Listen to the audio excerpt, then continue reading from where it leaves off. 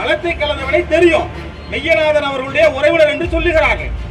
சங்கிகளுக்கு பாதுகாப்பே திராவிட முன்னேற்ற கழகம் கொண்டிருக்குமானால் 2026 தேர்தல் என்பது உங்களுக்கு எதிரான முடிவுகளை தரும். அதை முடிவுகளை தருவதிலே விடுதலை சிறுத்தைகளாகிய நாங்களும் களம் காண்போம். ஆதி திராவிடர்களோடு உணவு உண்ணுதல் என்கிற இந்த நிகழ்ச்சி நிவேதா முருகன் அவர்கள் என்னுடைய தொலைபேசிக்கு வந்தார். வந்துட்டு அவர் சொன்ன அந்த செய்திதான் அதிர்ச்சிக்குரிய செய்தி. தோழர்களே, உங்களுடைய ஒன்றிய செயலாளர்களே 18 விழுக்காடு ஒன்றிய செயலாளர் தர முடியுமா? 18 விழுக்காடு மாவட்ட செயலாளர்களை தமிழ்நாடு முழுக்க இருக்கக்கூடிய மாவட்ட செயலாளர்களை 18 விழுக்காடு தர முடியுமா? ஆதி திராவிடர்களை கொச்சைப்படுத்தக்கூடிய திராவிட மாடல் இருக்குமானால் அந்த மானங்கட்ட திராவிட மாடல் வேணாம். இந்த பறையர் சமூகத்தை புறக்கணித்து விட்டு திராவிட முன்னேற்ற கழகம் வெற்றி பெற்று விட முடியுமா? திராவிட மாடல் என்று சொல்லிக் கொண்டிருக்கிறார்களே, அது ஆதி திராவிடர்களுக்கு எதிரான மாடல் தான் திராவிட மாடல், வேற ஒண்ணும் கிடையாது.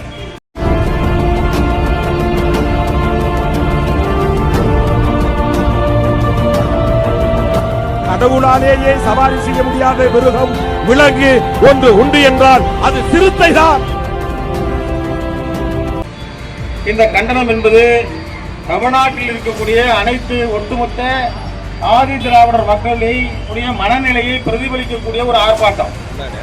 விடுதலை சிறுத்தைகள் கட்சி இன்றைக்கு ஆதி திராவிடர் மக்களுக்காக போராடி கொண்டிருக்கிற ஒரு இயக்கம். ஆனால் அந்த இயக்கத்தை கொச்சைப்படுத்தி விட வேண்டும், அவர்களை எப்படியாவது வீழ்த்திவிட வேண்டும் என்கிற நயவஞ்சக தரத்தின் காரணமாக திராவிட முன்னேற்ற கழக அரசு இன்றைக்கு இந்த செயலை படுபாதக செயலை செய்திருக்கிறது என்று மயிலாடுதுறை மாவட்டத்தின் சார்பில் நாங்கள் குற்றம் சாட்டுகிறோம். இந்த குற்றம் சாட்டி தான் இந்த ஆர்ப்பாட்டம். திராவிட முன்னேற்ற கழகம் என்பது ஒட்டுமொத்தமாக தாழ்த்தப்பட்ட மக்களுக்கு எதிரான இயக்கம் என்பதை பதிவு செய்கிறோம்.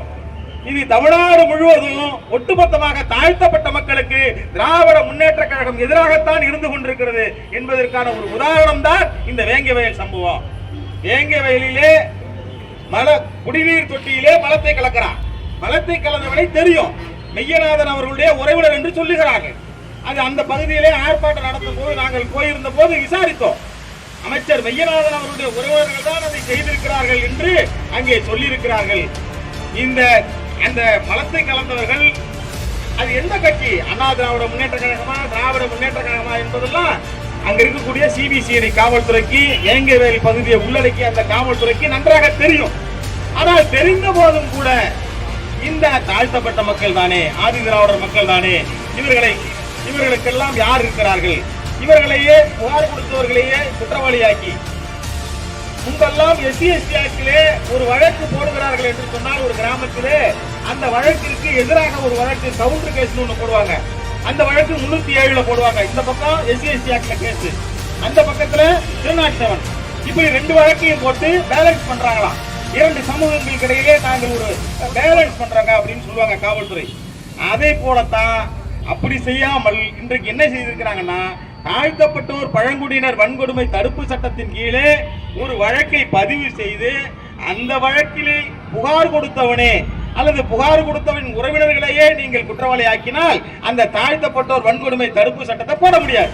இப்ப மாவட்ட நீதிமன்ற தனி சிறப்பு நீதிமன்றத்திலிருந்து அந்த வழக்கை குற்றவியல் நீதித்துறை நடுவர் நீதிமன்றத்திற்கு மாற்றிவிட்டார்கள்.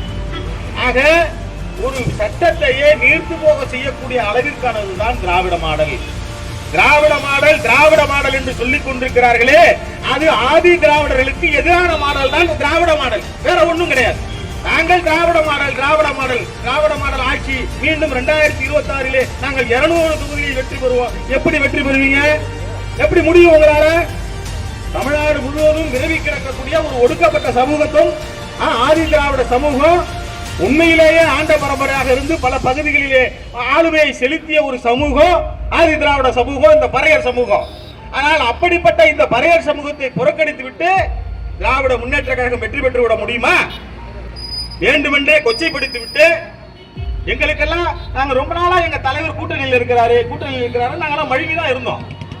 ஆனால் இறுதியாக புகார் கொடுத்தவனையே குற்றவாளியாக்கி நீ எங்களை இந்த சட்டத்தையே நீர்த்து போக செய்கிறது ஒரு மாடல் என்று சொன்னால் அந்த அசிங்கப்பட்ட திராவிட மாடல் எங்களுக்கு தேவையில்லைங்கிறோம். ஏண்டா, எங்களை அசிங்கப்படுத்தக்கூடிய ஒரு திராவிட மாடல், ஆதி திராவிடர்களை கொச்சைப்படுத்தக்கூடிய திராவிட மாடல் இருக்குமானால் அந்த மானங்கட்ட திராவிட மாடல் வேண்டாம். இவர்களே நாங்களா சங்கிகள் மாதிரி நீங்க பேசுறீங்க அப்படின்னு சொல்லுவாங்க. உண்மையான சங்கிகள் யார் என்று சொன்னால் அது திராவிட முன்னேற்ற கழகம் தான்.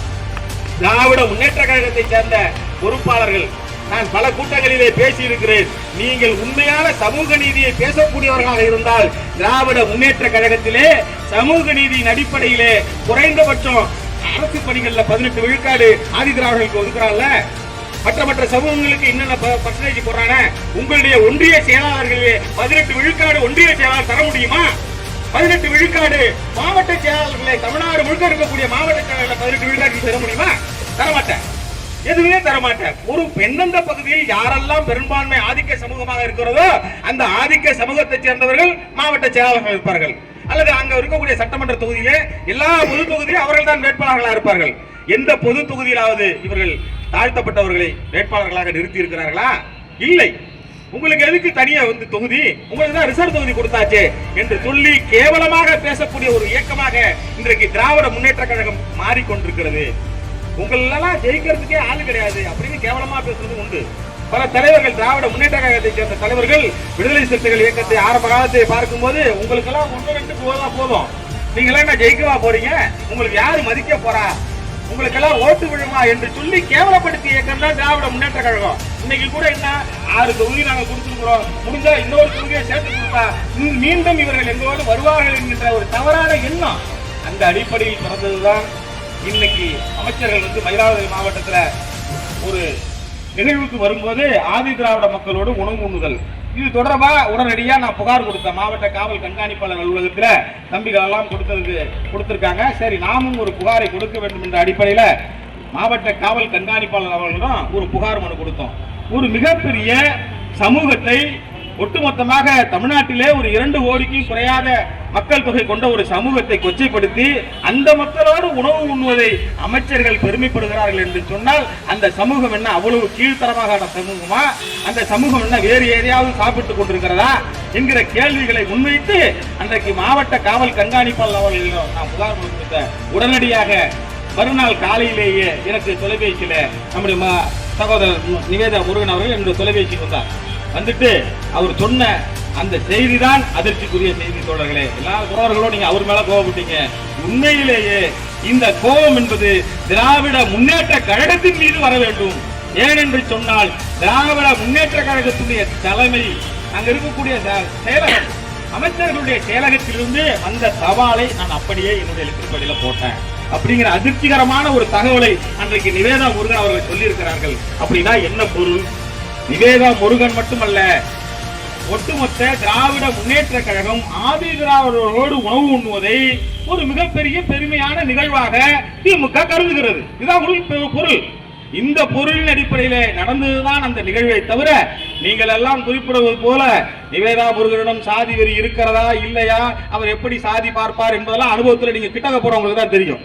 நான் என்னோடு அவர் இயக்க ரீதியாக பழக்கமானவர், மரியாதைக்கு உரியவர், சொல்லுங்க வக்கீல் சார்பாரு மரியாதையோடு பழகக்கூடியவர். அந்த அடிப்படையிலே அவர் சொன்ன விளக்கத்தின் அடிப்படையிலே நமக்கு கிடைத்த தகவல் என்னவென்று சொன்னால் திராவிட முன்னேற்ற கழகம் அதனுடைய அதிகாரிகள் அவர்கள்தான் மிக மிக மோசமான முறையிலே ஆதி திராவிடர்களோடு உணவு உண்ணுதல் என்கிற அந்த நிகழ்ச்சியை வடிவமைத்து கொடுத்தார்கள். நான் என்னுடைய லெட்டர் பேட்ல போட்டுட்டேன் அப்படின்னு சொன்ன விளக்கம். இந்த விளக்கத்தை அவர் பொதுவெளியில் கூட கொடுத்துடலாம். ஏங்க நீங்க அனுப்புன லெட்டர் பேட நான் அனுப்புனதுனால எனக்கு எவ்வளவு பெரிய சிக்கல் ஏற்படுகிறது என்று அவர் ஒரு விளக்கம் கொடுத்திருக்கலாம். ஆனால் அந்த விளக்கத்தை இதுநாள் வரை அவர் கொடுக்கவில்லை. இந்த ஆதி திராவிடர்களோடு உணவு உண்ணுதல் என்கிற இந்த நிகழ்ச்சி வடிவமைக்கப்பட்டதே திராவிட முன்னேற்ற கழகத்துடைய தலைமை. ஏன் இதை வடிவமைக்கிறாங்க? எல்லாவற்றிலும் அரசியல் இருக்கிறது. திராவிட முன்னேற்ற கழகம் இதனை குறிப்படுத்தி அல்லது இதை முக்கியத்துவப்படுத்தி ஏன் இதை சொல்கிறார்கள் என்று சொன்னால் திராவிட முன்னேற்ற கழகத்தோடு கூட்டணியில இருப்பது விடுதலை சிறுத்தைகள் கட்சி. இந்த விடுதலை சிறுத்தைகள் கட்சியை காட்டிலும் நாங்கள் இந்த ஆதி திராவிடர்களோடு ஒன்றாக இருக்கிறோம், அவர்களோடு ஒன்றாக உணவு உண்ணுகிறோம் என்கிற ஒரு மாயையை நீங்கள் ஏற்படுத்த முனைந்து கொண்டிருக்கிறீர்கள். ஆக இந்த ஒடுக்கப்பட்ட மக்களுக்கு விடுதலை சிறுத்தைகளை விட நீங்கள் தாண்டி இருப்பதாக சொல்லிக் கொண்டிருக்கிறீர்கள். அதை சொல்வதற்குரிய பொருள் தான் உங்களுடைய தலைமை இதை போல ஒரு லெட்டர் பேட வடிவமைத்து தருகிறது. இதெல்லாம் எங்களுக்கு மிக மிக வேதனை அளிக்கக்கூடிய ஒன்று. இந்த தமிழ்நாட்டிலே பெரும்பான்மை சமூகம் என்று சொன்னால் அது பறையர் சமூகம். அந்த பறையர் சமூகத்தை, ஆதி திராவிட சமூகத்தை ஒற்றைப்படுத்த வேண்டும் என்கிற ஒரே நோக்கத்திலே இன்றைக்கு திராவிட முன்னேற்ற கழகம் தொடர்ந்து இது போலவே செயல்பட்டுக் கொண்டிருக்குமானால் 2026 தேர்தல் என்பது உங்களுக்கு எதிரான முடிவுகளை தரும். அதை முடிவுகளை தருவதிலே விடுதலை சிறுத்தைகளாகிய நாங்களும் களம் காண்போம். நாங்கள் இதுவரை உங்களை ஆதரித்து எவ்வளவோ தப்பு பண்ணினீங்க, எல்லாவற்றையும் மறைச்சுதான் எங்க தலைவர் சொன்னாரு.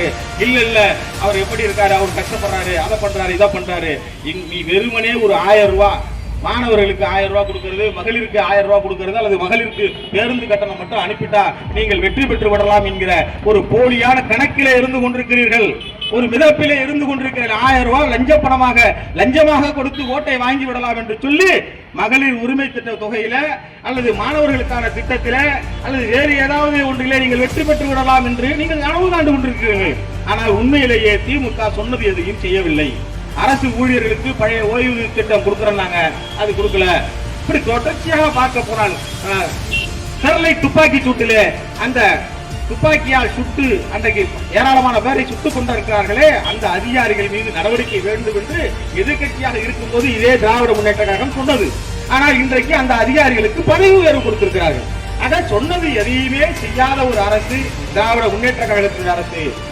இந்தியா முழுமைக்கும் பாதுகாப்பு இல்லை, இந்தியா முழுமைக்கும் பாதுகாப்பு இல்லை. RSS கூட்டம் நடத்துவதற்கு நீங்கள் வாருங்கள், உங்களுக்கு நான் பாதுகாப்பு தருகிறேன் என்று சொல்லி 1000 காவல்துறையை கொண்டு வந்து குன்னூரிலே நிறுத்தி அந்த RSS அமைப்பிற்கு கூட்டம் நடத்துவதற்கு அனுமதி தந்த முதல் சங்கி திராவிட முன்னேற்ற கழகம். அந்த திமுக சங்கிகள் என்று நம்மை சொல்லிக் கொண்டிருக்கிறார்கள். சங்கிகளுக்கு பாதுகாப்பே திராவிட முன்னேற்ற கழகம் தான். எனவே அப்படிப்பட்ட திராவிட முன்னேற்ற கழகம் வருகிற தேர்தலிலே வீழ்த்தப்படும். அந்த வீழ்த்தப்படுவதற்கு விடுதலை சிறுத்தைகள் காரணமாக இருப்போம். நிச்சயமாக மாற்றி காட்டுவோம். எல்லாவற்றையும் சாதிக்கக்கூடிய வல்லமை இன்றைக்கு விடுதலை சிறுத்தைகள் இருக்கிறது. இந்த வரலாற்றையும் தலைகளாக புரட்டுவதற்காக நாங்கள் காத்துக் கொண்டிருக்கிறோம். 2020 வந்தால் நிச்சயமாக நீங்கள் மட்டுமல்ல, உங்களோடு கூட்டணி வைத்தால் யாராக இருந்தாலும் தோல்வியை தழுவார்கள். உடனடியாக தலித் மக்கள் மீதான, தாழ்த்தப்பட்ட மக்கள் மீதான திராவிட முன்னேற்ற கழகத்துடைய பார்வை என்பது மாற வேண்டும். மாற்றிக்கொள்ளவில்லை என்று சொன்னால் 2026 உங்கள் ஆட்சி காணாமல் அடிக்கப்படும் என்று சொல்லி விடைபெறுகிறேன். நன்றி, வணக்கம்.